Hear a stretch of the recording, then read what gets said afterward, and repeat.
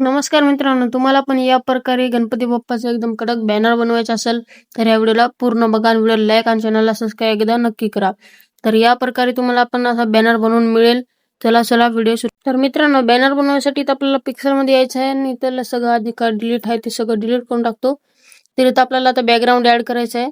आपलं जे काय गणपती बाप्पाचे बॅनरचे बॅकग्राऊंड आहे ते आपल्याला इथे झूम करून घ्यायचं आहे या प्रकारे.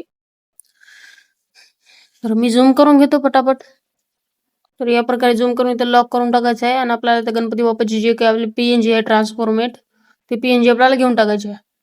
तर इथं मी घेऊन आता इथं खाली जे काय अलग वाटायला असं म्हणून इथं बॅकग्राऊंड काढून इथं थोडंसं खाली इरेज करून टाकूया आपण या प्रकारे. हे बघा मी असं करतो तसं. ते असं काय व्हायला गेलं म्हणून वरून आपल्याला हे थोडं मोठं करावं लागेल आणि खालून मग आपल्याला असं करावं लागेल. तर या प्रकारे खालचा पार्ट मी काढून टाकतो. तर हे बघा असं मी केलेलं. तर इथं असं मध्ये लावून घेऊत आपण इथं भारी. तुम्हाला जे जिथं लावायचं तिथं लावून घ्या चांगलं.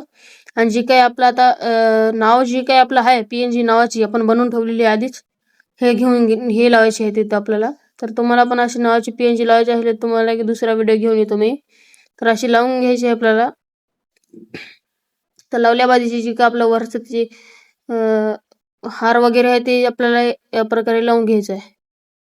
तर मी इथं लावून घेतो. आता आपल्याला तर फोटो काय आपल्याला लावायचा नाही आपला म्हणून इथं जे काय व्हाईट मधून ते शेप्स असतात ते लावून घेऊता.